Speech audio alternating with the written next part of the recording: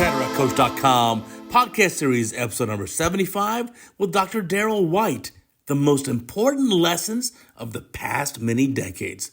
Welcome back to our Cataract Coach podcast. And today I have a very special guest, my good friend and colleague, Dr. Darrell White. I've seen his name before. He used to run a very nice podcast about eye care and ophthalmology. I love his writing. He's probably the best writer in ophthalmology. There's no way he did a science background. He must have done like an English major. But anyway, we'll get into it. It's a fascinating conversation. I know you'll really enjoy. Darrell, welcome to our podcast. Uday, thanks so much. This is a real honor, a real treat. I'm just absolutely blown away by the work that you've been doing over the last several years. The Cataract Coach videos are just killer. Just totally rocking it. And this podcast has been a blast. And before we really get going, it's about damn time you made it to the power list. You've been moving markets and moving the educational needle for years. So, congrats on that. And right. Thanks for this. Thanks for this. Well, I'm honored. Thank you. I actually made the power list last year, but not this year. So who knows? Dick Lindstrom doesn't make it some years. So, what can we say about it? So, the crazy part there is that, listen, it's a popularity contest. And even since high school, I've never won those. But the best part is I just get to be me. I just like you, let me just enjoy life. Yeah, and the wonderful thing about being where we are in our careers is that we get to do just exactly that. It's been such a privilege to be an ophthalmologist, to be an eye surgeon for so long, and to still have a chance to share some of my thoughts. I'm sure you feel the same way. We have some things to say, and we're not really on the glide path yet, but maybe on our radar we can see the airport, and so it's really a privilege to be able to have it and to be able to do it with you. That's awesome. Well, you're right. It's when we're in our 30s and we're starting off in our careers as ophthalmologists, it can be a bit of a grind. You're working incredibly hard, sometimes not really seeing the fruits of your labor, but I tell you, mid-career, it's beautiful. It's wow. Yeah. It's like it's everything I dreamed it'd be. So for the young ophthalmologists who listen to our podcast, and I know we skew kind of young, I know it's the grind. We all ground really hard, work really hard in our 30s, but ophthalmology, I'm thankful like you every day that I'm an ophthalmologist. Yeah. Remember when we met?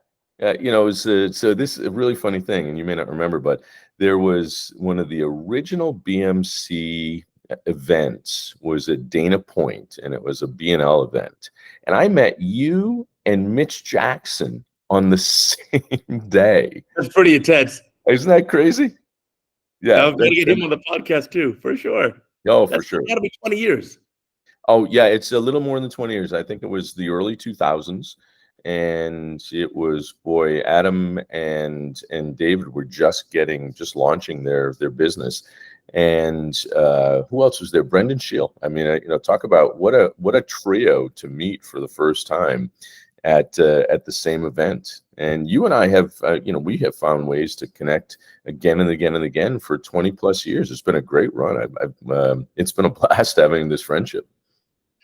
A blessing for me too. And one of the best things in ophthalmology, especially the meetings, is just connecting with good friends and colleagues over the years. And the crazy part is there you are in Ohio, here I am in California, and yet we just connect and it's amazing.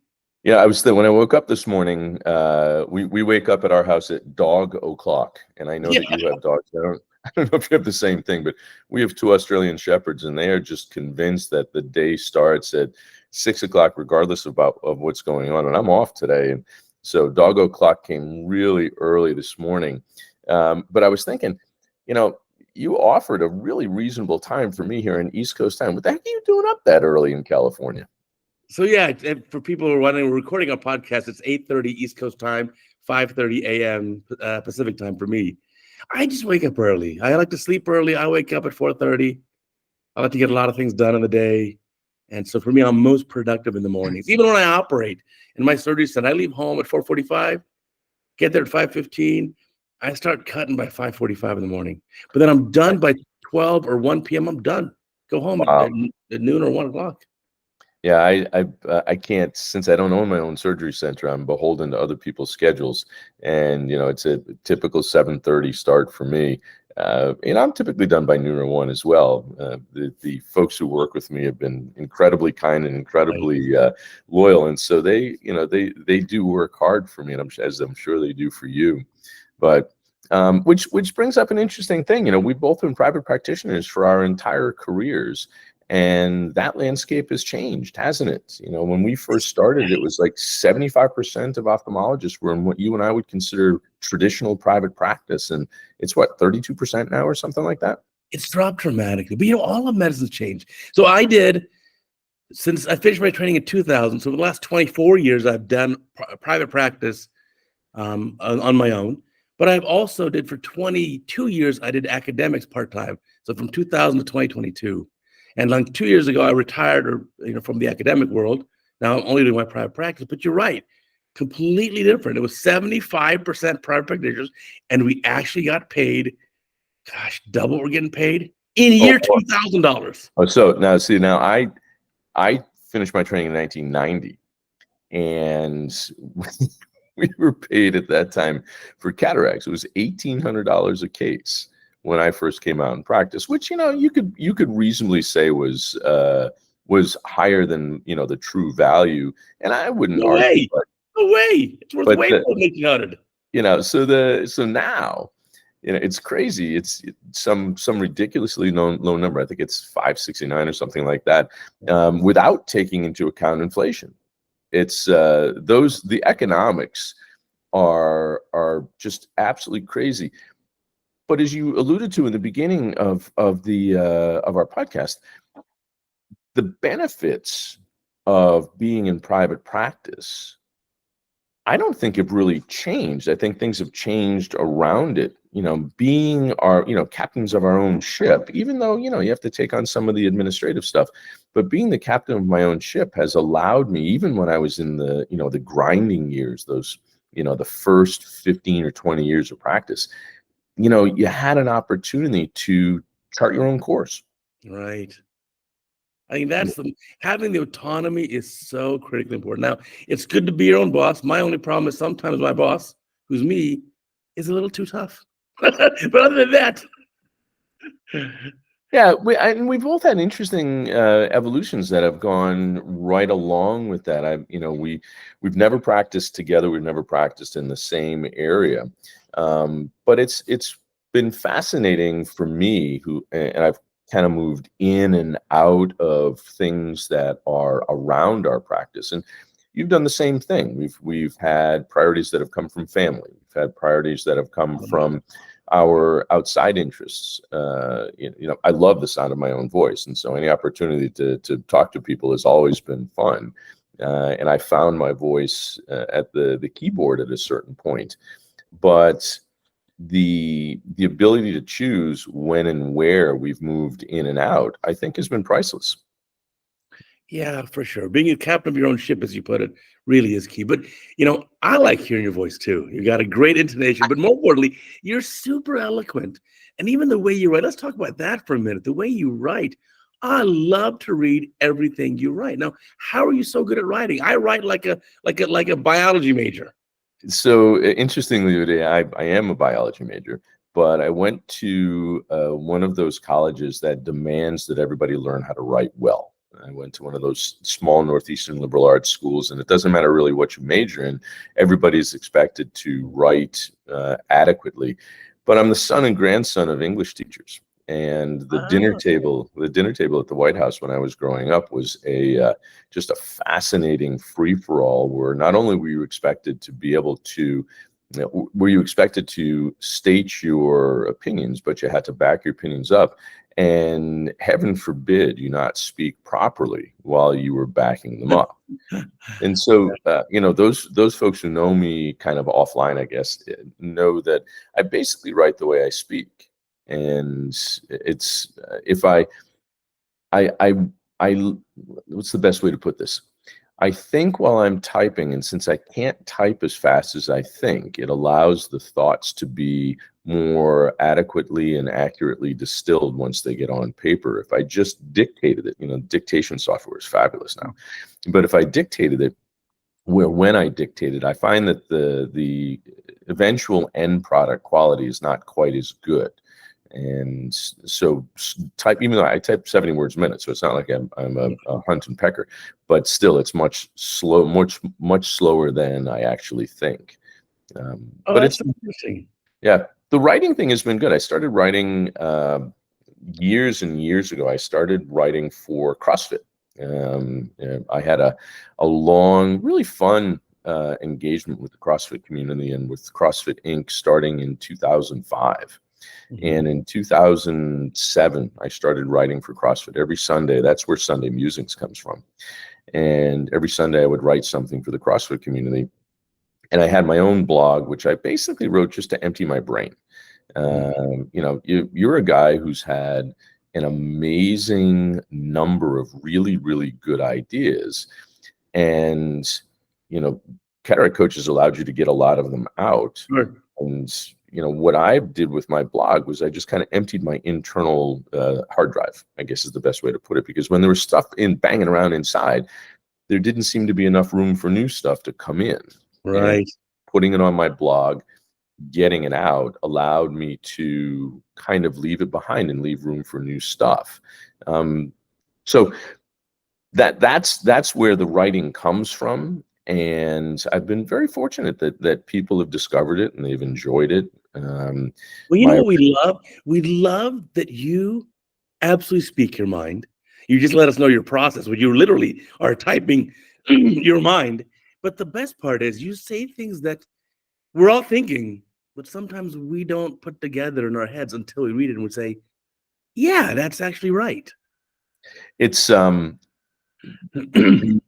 of the other things about being in private practice is that I don't have a boss who's looking over my shoulder for things like that.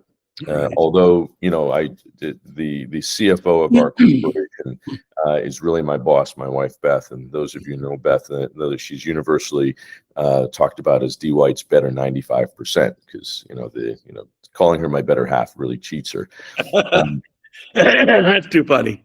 But, the other thing is that not being part of a big institution, I don't have to give consideration to the big institution's position on anything. And we've seen in the last several years how folks who felt passionately about anything were somewhat reined in if they were part of a university or a big group. And I don't have those limitations. No. I sort of have I have the permission to tell the truth, I guess is the best way to put it. And in addition to being the son and grandson of English teachers, I'm the son and grandson of parents and grandparents who always emphasize that the first prerogative should always be kindness. And so even though I'm telling the truth, I'm trying to make sure that I'm doing it from a place of kindness. So if you've done something good, if you've done something really well or something important, I'm going to look for opportunities to tell the world about that. I'm going to say your name, and I'm going to say it again and again and again. I talk about Cataract Coach all the time, Uday, when I'm talking to young ophthalmologists. If you want to go to one repository of the best of what the developments have been over the last however many years in cataract surgery, you got to start at Cataract Coach. And then I say, it's Uday Devgan who did it. If, on the other hand, you've done something bad, you've done something stupid, you've done something which really was not in the best interest of anybody, I'm going to talk about it, but I'm not going to say your name. And I'm going to couch it in a way that there's no way for you or anybody to know that I'm actually talking about you. Because so kindness intact. Yeah. And I'm, if you're a fan of real literature, which my stuff isn't, you see that a lot of what people think of as true literature is written from a very personal place where the author names names, and it's often family. I'm not going to write about my family that way. I'm not going to write about my friends that way. You look at Hemingway. I mean, Hemingway's best friends were the subjects of his early novels. The dude ended up alone because he kept writing about the secrets of his friends. And you're not going to get that from me.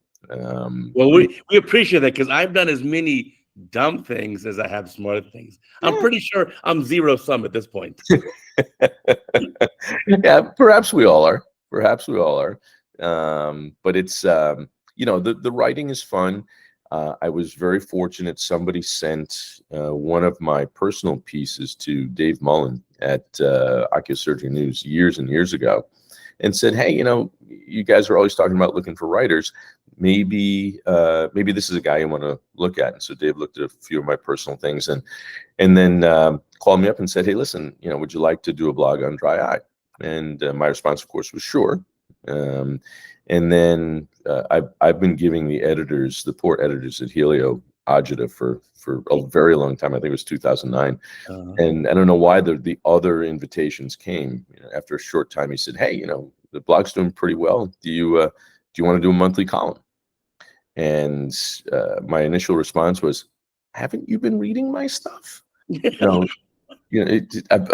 I'm getting all kinds of feedback from the editors, and they're a little, they're a little anxious. And you want to give me another one? He says, "Yeah, sure, go ahead." And then a couple of years later, same thing happened. He said, "Hey, we're thinking about doing a podcast," which I need to get back to, Uday. I've really been remiss. And you want to do a podcast? And my response again was, "Haven't you been reading my stuff?" Well, you don't pull, to be clear, you don't pull any punches. You speak from the heart, which that's why you connect with someone like me. When I read it, like, wow, I love this guy. It's and again, we have some things in common here. Way back when I was just a punk kid out of residency in my early 30s, one of the very first things I noticed was that all of the pharmaceutical companies, all the medical device companies were missing a key information pipeline. They were getting tons of information from really important ophthalmologists in academia, but they really weren't getting a whole lot of information from people like you and me, people who mostly just went to work, people who went and sat in back of a slit lamp, people who went and sat at a microscope. And so they really didn't have any sense of how we used their stuff. They didn't have any sense about how we were prescribing their medications. For example, I said to one CEO, I must have been 35 or 36. I was quite convinced that I was brilliant. And time will tell if I was right. But and I said, "Listen, have you noticed in your sales the percentage of sales that come from the full professor of practicing glaucoma at XYZ institution versus the country doctors like me out in the village taking care of the peasants?" It's like 95% us and 5% them. Right. Did you ever think about asking us how we're using your stuff or what you're doing? And thinking about somebody like you in the operating room, back when you were in your mid 30s, did anyone think about asking Uday Devgan, how might the aspiration pressure curve work better? Because you're wonky like that. I'm not. I listen to you, and then I make people think it was my idea, but it's yours. And then that started really kind of a behind the scenes crusade that I'm still on right now. I think that the people who help us on the industry side, who are very important, we can't do what we do without them. It's their job is better, and the stuff that they come out with is better if they listen to the people who are in the trenches, the people who don't talk on podiums, the people who don't write for periodicals, the people who don't have a world famous podcast. If in some way, shape, or form, either one of us can represent those folks, and I've tried very hard to do that in the things that I've done behind the scenes, but it's always seemed to me that our world would be better if there was input from the working man, the working woman who goes to work and just sees patients and goes to the operating room and just operates. They don't write papers. They don't do anything, because that's where the majority of the work gets done. Yeah, it's also changed from the podium. Early when I spoke on the podium, the company would say, "Well, why don't you speak on the podium about, like, choose a topic like aspheric eye wells, help ophthalmologists understand that, explain what our product is," and then give me a few like background bits of data or a few slides. But I would put together an entire slide deck on my own. Then it Yes. morphed into like, you can't do that. You have to use this corporate slide deck. But then if they ask you questions, you can answer them, even if it's off label or something else. You can answer any question. But then it became no. And now it's super strict. You can only present these exact slides from the podium, which have been cleared by our company, our legal department. You can't answer any questions that don't relate to the slide, and you can't say anything off label. It's like, God, that's just not reality. So as a result, I don't do that anymore. I don't speak for these companies anymore. It's not worth it. So there are some of the things that I really like to do. First of all, I agree with you entirely. I don't disagree with a single thing that you just shared. There are, by the way, one of my my doggo clock alarm clocks just came in for a pet here. It's okay. We She's love dogs. she's being read. Have you shown your dogs, by the way, just as an aside, on any of the video things you do? If you look carefully, they've been there a couple times. Oh my goodness, they're beautiful dogs, but they're closer in size to my wife's horses than they are to my Australian shepherds. So, yeah, I still do some talks that are best described the way you just described it, because in some ways it's the table stake. That's the it's the membership fee, I guess, is a good way to put it, in order to be able to sit down with a vice president of sales or a vice president of marketing or the chief medical officer and chat with them about what I see happening out in the real world. And again, I love the sound of my own voice, and so anytime that I can talk about stuff is good. I don't do nearly as much as I did once upon a time, in part because I don't like getting on a plane. I don't like getting in a car and driving places. I would rather be here with the dogs. I'd rather be hanging out at Casablanca with my grandchildren. But it's a fear thing, right? So many of the companies have been spanked by the Department of Justice for kind of playing fast and loose, and so they're playing defense. And the people who suffer for that are the docs who really, really want to know the real life, real world stuff. Right. And you and I are fortunate. We if we wish to, we have access to people who can give us answers. I just used a new extended depth of focus implant, started using it really, really early on, and was able to speak with the chief scientist on that whole project. And that was fascinating. I mean, I was, kind of like, kind of gawking at all the data that's available. And that's all well and good, but what everybody else in the community wanted to know was not that from the can, right off the label stuff. What they've asked me is, how does it go in? How are patients reacting post-op? What is the challenge? Is there a challenge? Is there a better lens? Is not? And in the earlier times in our career, we were much, much freer to be able to say that. I agree with your experience. I wonder how we might get back to that. I'm doing it now. You know why? You be your own boss. We go back to the private practice model. If I don't have to kiss the ring of anyone, and I can be my own boss, well, then I can just do what I need to do. So I'll tell you my real world experience. I'll give you a great example. Talking about EDOF lenses, extended depth of focus lenses. I just had a realization in my own clinic after doing a tremendous volume of these. Pupil size is far more important than they're telling us. If you look at a lens that has a central little optical bump or a special, zone that's 2.2 millimeters, and the patient never gets more than a 3 millimeter pupil, and you aim for plano, that patient's going to end up myopic. Yes. But no one the companies don't tell you this. You find out the hard way. So I had to make a whole video on CataractCoach of the effective pupil size with various EDOF lenses. I went through all of them, all available EDOF lenses in America. Now, the amazing part is that got like 20,000 ophthalmologists saw that in the first week or two. Yes. So that's the amazing power of the internet. But you got to learn the hard way. And the way to do it is to not kiss the ring, to go back to private practice model. Yeah, I agree with that, Uday. The having the freedom to explore, I think, is one of the joys of the practice models that we've had. Right. What what have you been hearing from your friends whose private practices have been rolled up in the private equity model about those kinds of things? Freedom to practice, freedom to choose, freedom to experiment. And I'm a blank slate with this, so this will be knowledge for me. Are they able to do the things that you and I are able to do? If we see a lens that we think is interesting, we can put in a dozen, or are they more constricted because of supply chain things or whatever? My friends who were private practice ended up selling out to a big group of private equity have been mostly miserable. Mostly miserable. So you miss a lot of things. Like you and I want to buy this machine. It looks so amazing, some diagnostic device. Well, not so simple anymore.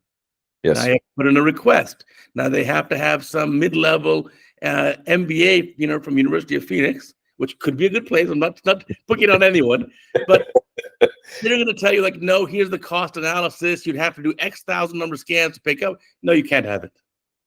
And it's just like, really, that doesn't make a whole lot of sense. If I need it for best pay, like if I had that situation, how would I ever justify what I do now? In surgery, I say I want to give the same surgery that I want to receive. If it's my eye, I want the incision to be made with a diamond keratome. So I spent umpteen thousands and I have diamond keratomes. But no, any guy who's a mid-level MBA manager is going to say, no, use the steel blades. They're cheaper. Yes. Yes. But and then to lose kind of, yes, you get a lump sum of cash if you sell the practice. But was it worth it? I'm interested. So first off, for you and me, just for your audience's sake, we still own our own practices. We still are in classic private practice. Right. We still don't have bosses. I think it's going to be interesting to see if we're going to start to see a kind of a repatriation of doctors who were either rolled up into big academic institutions or rolled up into private equity. If we're going to start to see an exodus from them back into private practice, there's I've sensed a tiny little movement in the youngest of the ophthalmologists. People who are coming out of their residencies, people who are in their first, 3, 4, 5 years, taking the leap, hanging up a shingle, or joining a smaller group. Right. Maybe it's just wishful thinking because at some point I'll have to do something with my practice. And for me, I mean, if I just drop the keys on the counter at the end, walk out and leave my clogs in the middle of the floor like the wrestlers retiring, I'll be fine. Right. It would be disappointing if that happened, but I would be fine. But I'm starting to hear whispers that perhaps people are going to return to private practice. Are you hearing anything like that? Well, private equity having the idea that they'll buy up a bunch of practices, bundle them together, buff them up for a little bit, cut costs and try to bump revenue, and then sell them to someone else in a few years. I don't see that panning out. Because who's going to buy it next? Another PE group? I don't know if that's really going to work. And so you had a podcast which this relates to all this. You had a podcast of like unnecessary care and a personal experience about this. Mm-hmm. And maybe now are you having groups where they're like trying to drive revenue so hard that they're saying, no, you need to like find these things to get more billing. That's not me. Yeah, I think there's we should be careful not to lump the entire industry under one umbrella, because I think for sure there's still kind of a vast array of experiences out there. I agree with you. A significant proportion, maybe more than half of my friends and colleagues whose practices have been bought by private equity are chafing under the oversight. Yeah. The practices that are in the first round, that first roll up, where the company is still either run by an ophthalmologist or the ophthalmologists have a little bit more say in the running of the company, they tend not to be as unhappy. They tend to be happier about, in my experience, the infusion of capital. It's the second sale that you alluded to that tends to put more distance between the original ophthalmologists and the people who are now making those decisions. But I like your analogy about the equipment. Our practice, of course, is not only a cataract and refractive practice, but we do an awful lot of dry eye. And we recently added 2 pieces of equipment that we didn't necessarily need, but they're making what we do better. We added an eye trace, mm-hmm. and the eye trace is giving me lots and lots of information for second opinions, especially about where the problem may lie if a person's had surgery someplace else. But as they improve their software and as they improve their logarithms, it's giving me some really interesting insights into the dynamics of the tear film on the surface of the eye. There's also an instrument called the BOSA, the Bruder Ocular Surface Analyzer, which Bruder and one of their family of companies has. And that is giving us an opportunity to automate a lot of the things that we do again and again and again. The initial tear breakup time, the meniscus height, things like that. I didn't need either one of them.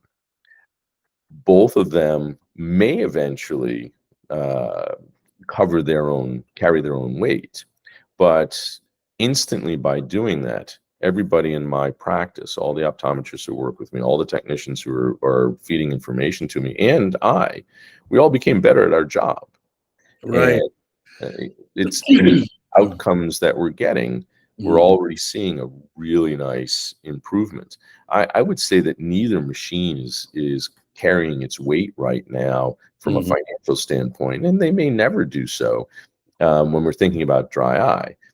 I think the eye trace may replace all the rest of my topographers as they continue to enhance their logarithms. But the purpose was strictly clinical. The purpose was strictly to make my eye better. Well, there's a spectrum there. On one end of the spectrum is you treat purely from the heart and the brain, and the other end of the spectrum is you treat from the wallet. And you mostly want to be on the treating from the heart and from the brain part of the spectrum.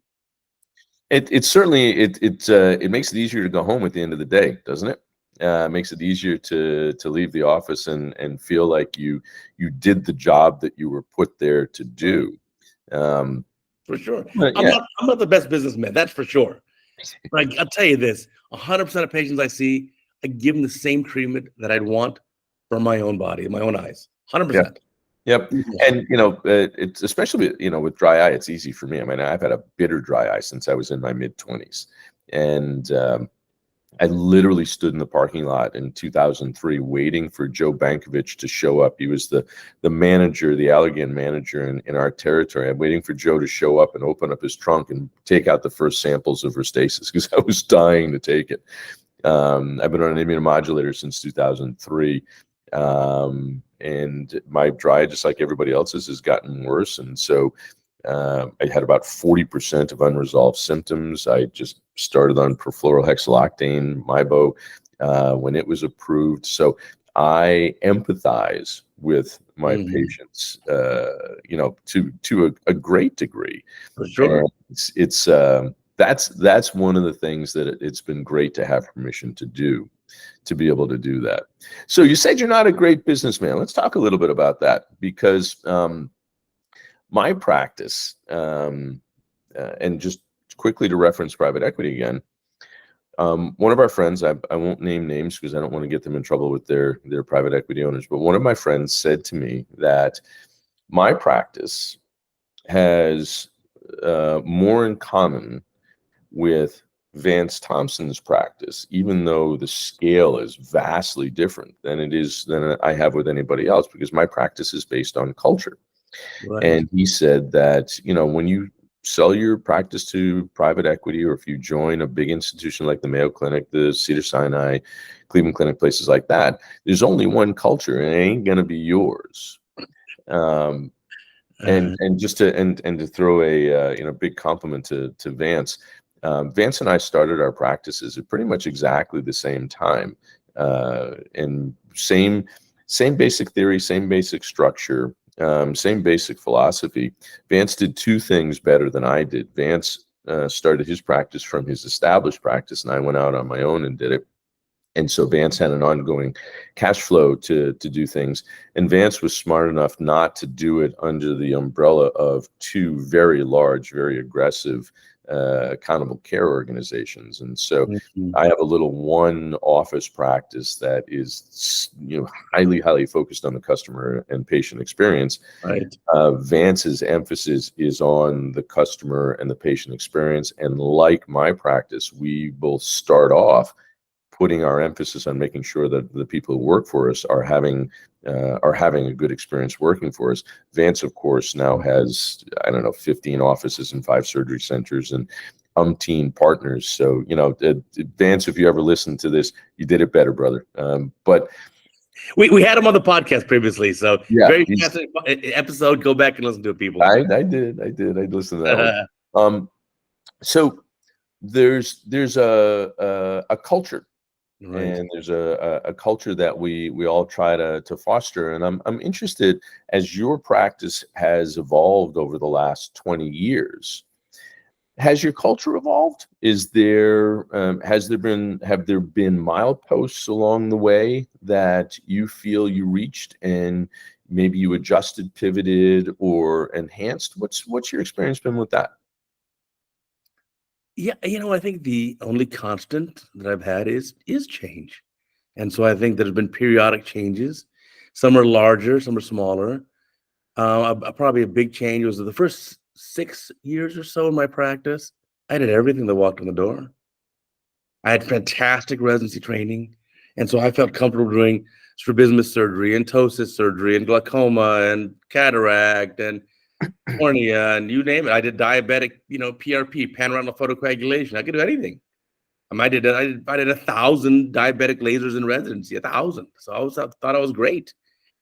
But then I realized, okay, what do I really love in ophthalmology? So then I made a shift. I said, you know what? I want to just do an anterior segment. I want to just do cataract and refractive. And then at some point, I switched to a practice where I essentially only see patients for cataract or refractive surgery. And so that was a big culture change because now instead of having continuity with patients, like you have a patient with a chronic disease, let's say ARMD or glaucoma, and you're seeing them every few months or every 6 months forever. This is where it's like, okay, they come in, they do a refractive procedure or they do a cataract surgery. And once they're great, they're good to go, you're done. And so you don't get to see the patient. So there's a big culture or office shift, let's say, for that, because now you've got a different type of practice. It's not having that continuity.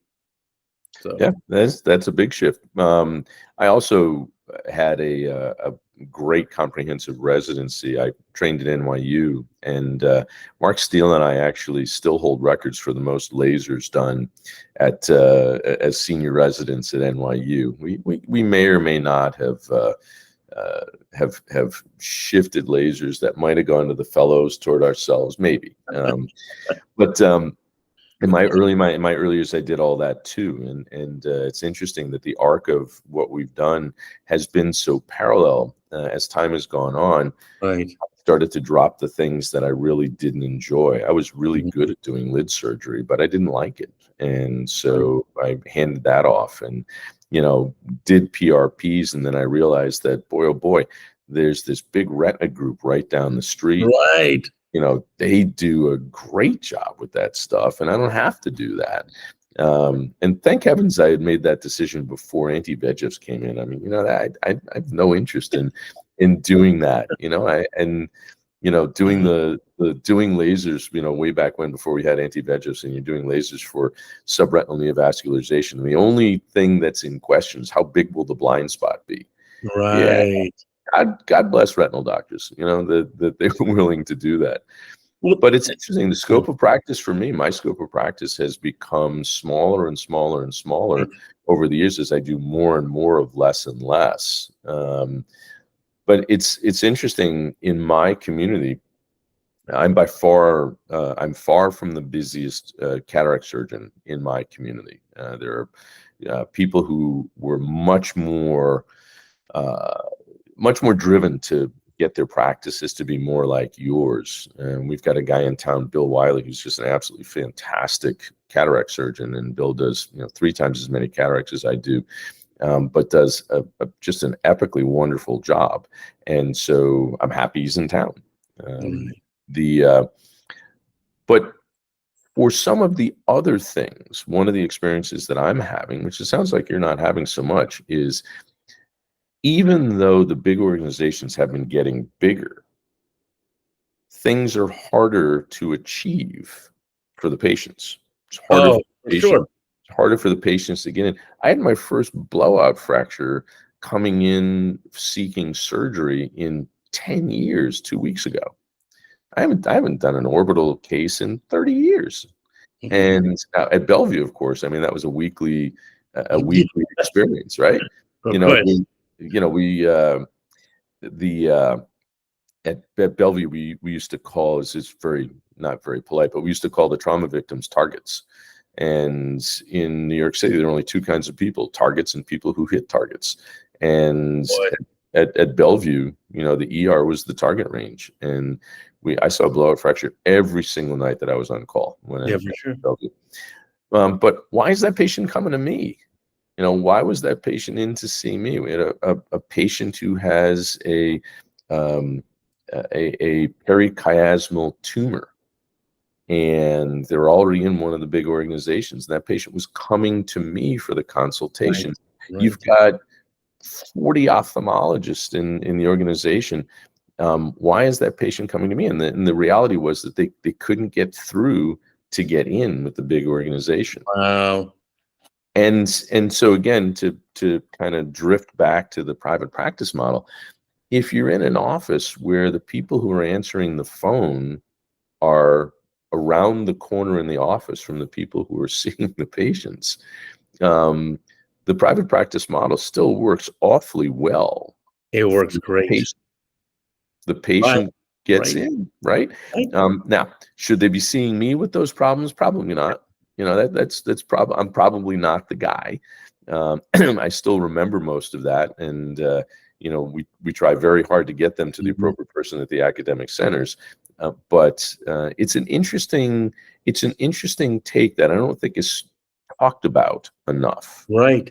I had a patient recently, just this week, where the patient had seen, he was in a group that he had a doctor he liked, an ophthalmologist he liked. That group was sold to another big group. That other doctor, his favorite doctor retired.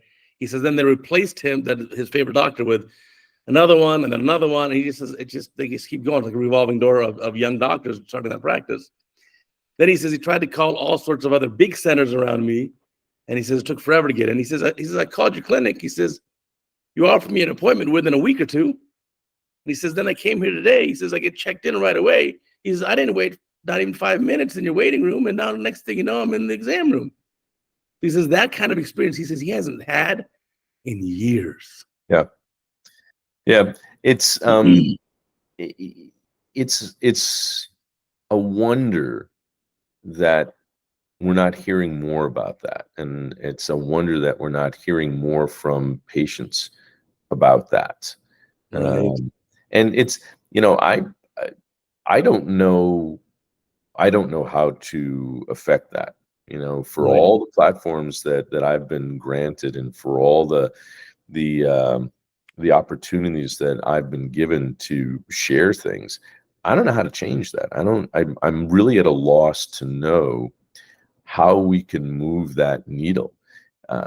Medicine is the ultimate consumer service business, right?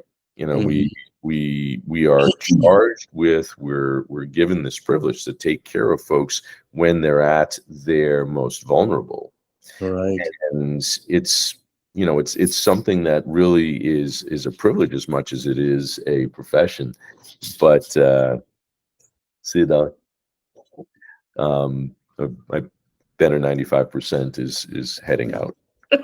No, I think you're right. I think that's an important thing. Patients are really seeking our services. And the nice part now with the private practice is, like I said, you can specialize in something like cataract refractive. And we go from just being competent, which I'm competent to do a ptosis surgery or blepharoplasty. I'm competent to do, but I'm not an artist at it. But Yeah. cataract and refractive, I'm an artist. I love it. That's my passion. As you said, I know more and more about a narrow topic. Yes. But Yes. boy, so when a patient sees me for cataract surgery or refractive surgery, you are getting like beyond competency. You're getting artistry, and the patients they can feel that, and they really benefit from it. And so similarly, let me not do any PRP. Let me get any retina patient and send it to a colleague who is an artist at retina. Tell me, what is it in your background? Because I've listened to you from podiums. I've sat next to you at dinner. I've gone for long walks, and we've just shot the breeze.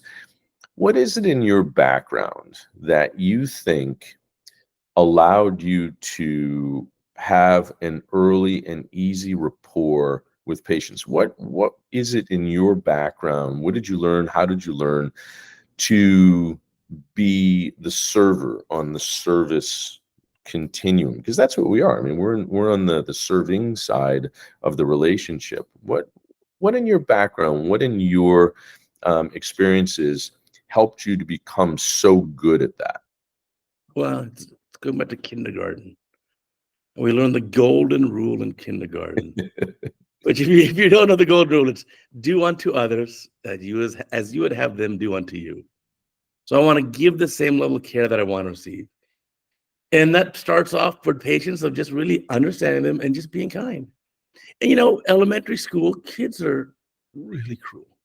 And where I grew up, to have a weird name and a tan was really tough. And so I've never been the popular kid. I mean, even now, there are these little groups in ophthalmology of these, quote, leaders in ophthalmology. Well, they don't want me to be in their group. So I just got to do things my own way. But I want to be able to be more open about this and have a patient come in, accept that they're in a vulnerable state.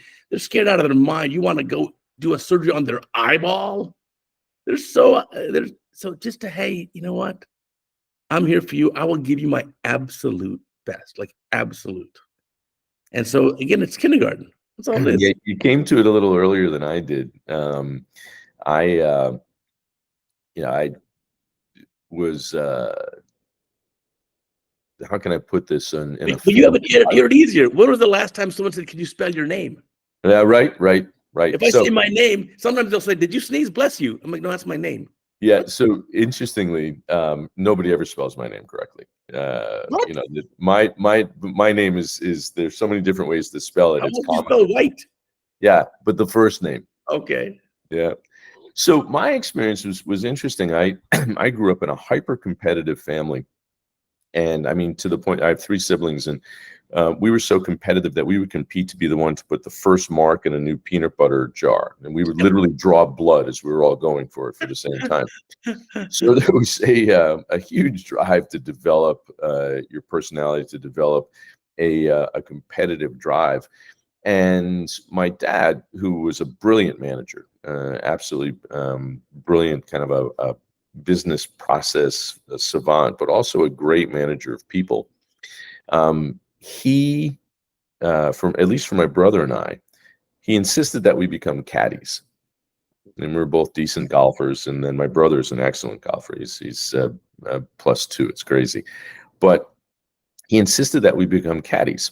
And a part of the reason that he did it was, he wanted us out of the house, and, he wanted us to be off the dole as soon as we could. But the other reason was that he realized that for high achievers, it was important to realize that there are times when it's not even a little bit about you. And when you're caddying, your entire, 4, 5, 6 hour experience is about making sure that your golfer or the golfers that you're caring for are having a good day. Right.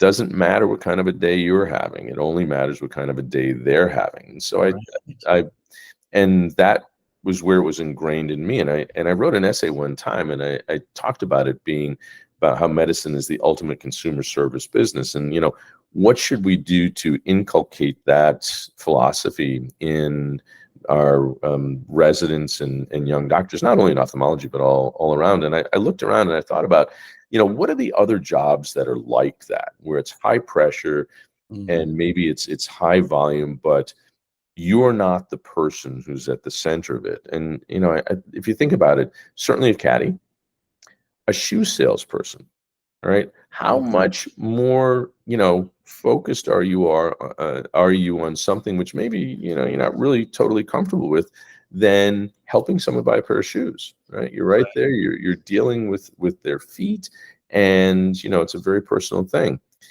And then the other one, the high volume, high pressure thing, is there anybody who has to be more engaged with more people where it's not about them than the person who's waiting on tables in a greasy spoon breakfast place? Yeah, I get it. And it'll never happen, but it's in my essay, just to poke people. I said, I think that every single internship should have a 3-month fellowship where people either carry a bag, tote a bag, Wait tables. help people buy shoes or wait tables, because it's not about you. It's about the person who is, getting 2 eggs over easy, hash browns, and maybe some bacon. It's about the person who's trying to decide between, am I getting Bass loafers or am I getting Sperry loafers? And then, in the golf course, it doesn't matter what you would hit from 150 yards. It's what your golfer would hit from 150 yards and have the best opportunity to get it on the green. Right. So I had a series of epiphanies in what was otherwise a very, very easy youth in comparison with what you've alluded to a couple of times. I mean, I've only been other that I could think of twice in my life. Right. And I'll share that in a second, but going through thinking about how am I going to learn how to be someone who is there to serve somebody else? And for me, it was being a caddy. Right. No, it makes a ton of sense. I mean, it's funny, a little side story. I had a patient of mine tell me, very hoity-toity, but patient who has, a full house staff at home. He says, doctor, he was so happy after a cataract surgery. +3 hypo, made her plano OU with monofocal lenses. That's all I did. Yep.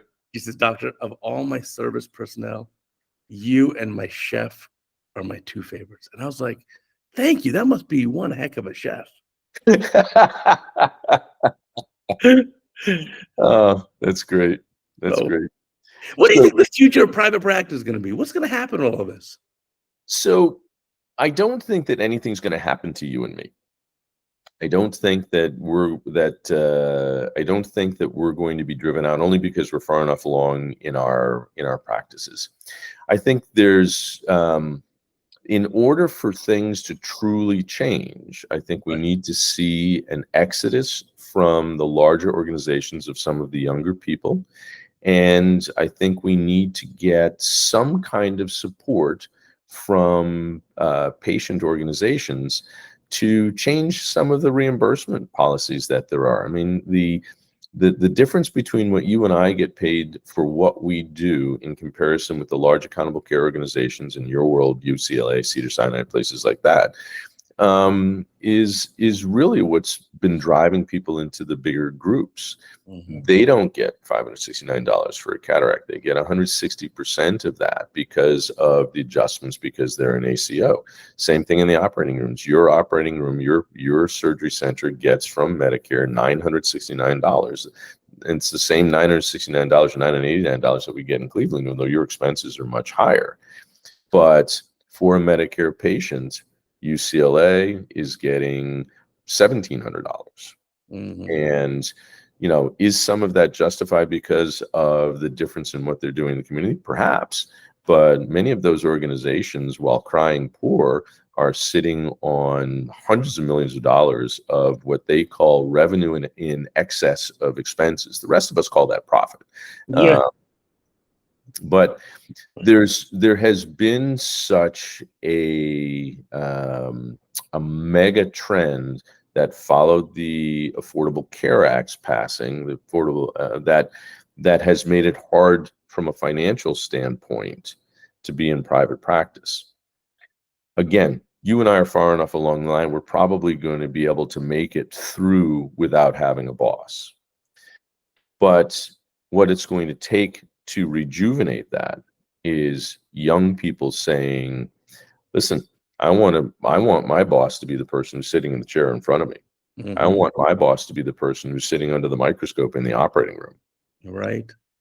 In primary care, the movement to concierge care, direct pay, is a movement which has legs. I think it's harder to do for people like you and me. There's a very small group in the United States who have been doing nothing but cash pay. And the reason it hasn't really taken off is because, it doesn't matter how big your city is, there's a very small market segment that's going to come in and do nothing but out-of-pocket pay. Right. Even for laser vision correction. I mean, there are some very, very famous pioneers in laser vision correction surgery who were fellowship trained corneal docs, who were fabulous corneal docs, who in the 1990s withdrew from all plans and did nothing but laser vision correction. Mm-hmm. And almost all of them returned to what you and I would think of as traditional cataract and refractive practices, where, yes, they have the cash pay option, but it's an option, not the only way to do it. There are only a handful of people who do that.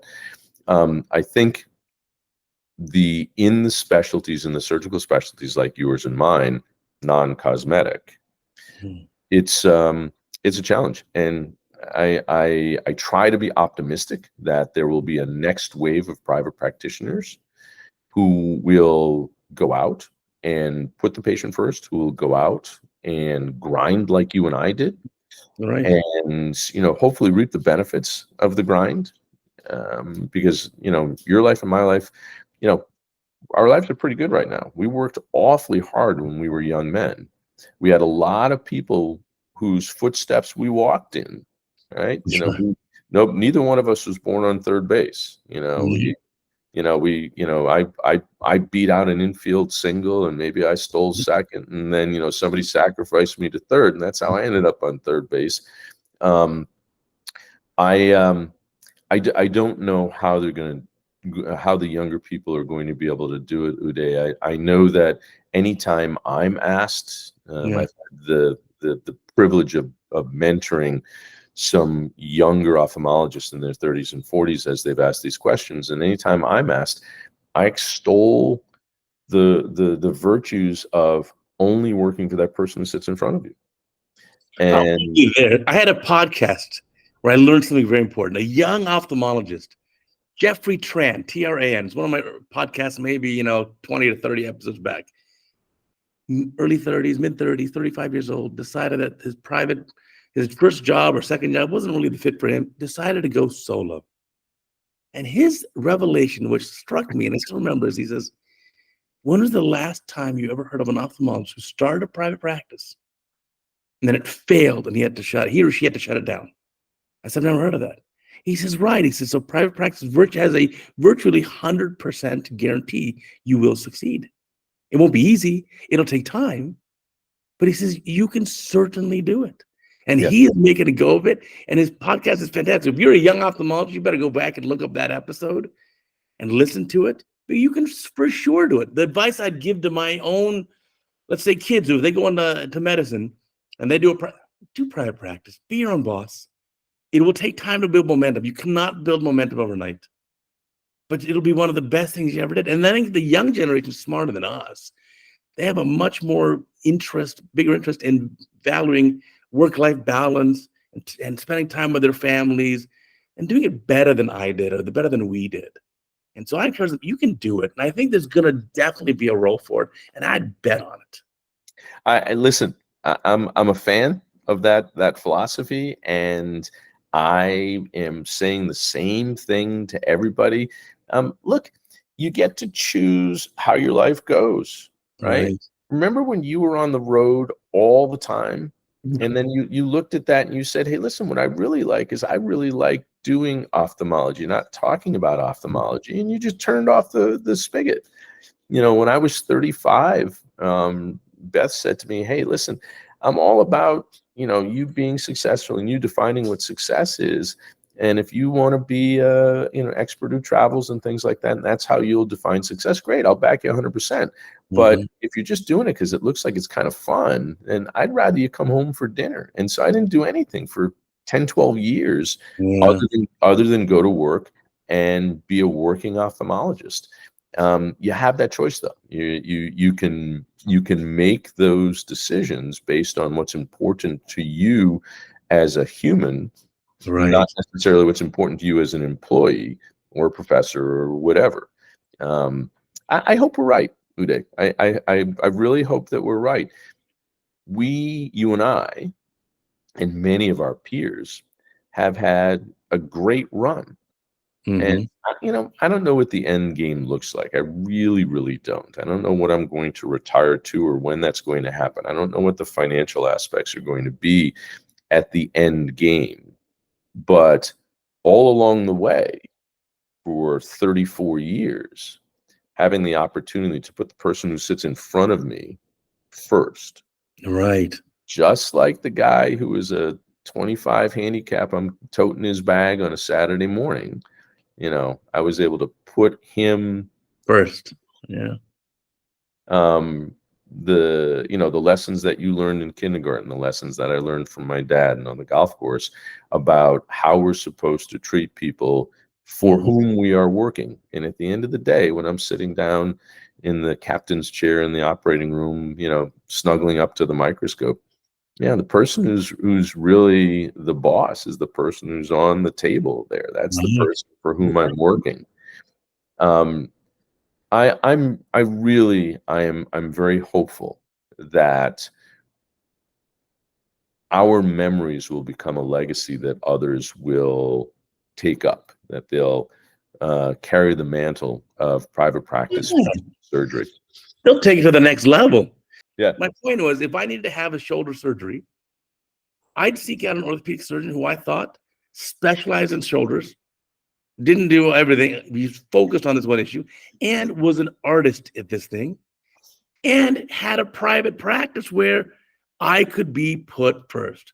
I wouldn't go to a huge academic place because I know from ophthalmology side, no matter what the academic sign on the door says, you're getting some person who agreed to work for cheap if they're young, and you may not get the care you're dreaming of, and the patient experience is just not great.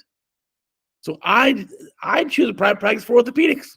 So why wouldn't people choose it for ophthalmology? You know what? They will, and they'll choose it more and more in the future. I hope so, and I hope that young ophthalmologists who are coming out of their residency programs, coming out of their fellowships, or maybe coming out of a big organization, will listen to Dr. Tran's podcast with you, Right. and will maybe take a listen to what you and I have talked about, and just give it a serious thought.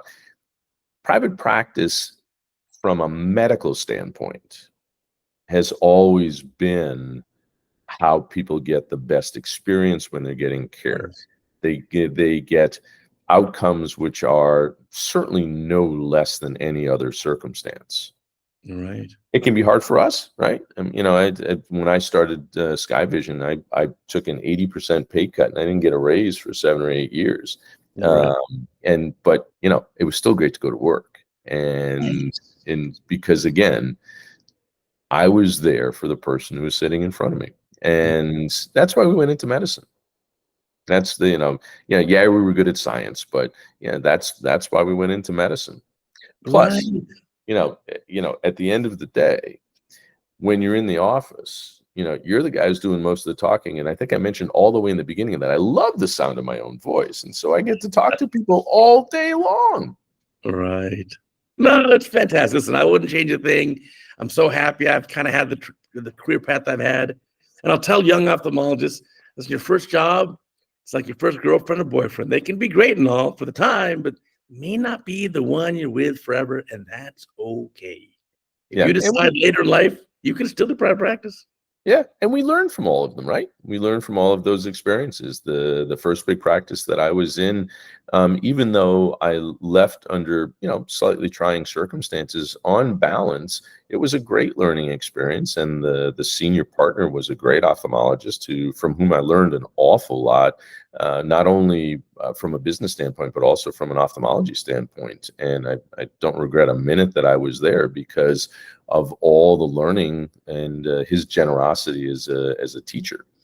And there are different versions of private practice. My path just ended up being a smaller group, where at the moment I'm like you, I'm the only cutter. Right. And the nice part too is, like I said, we're our own bosses. Earlier this year, I took off a bunch of time to travel.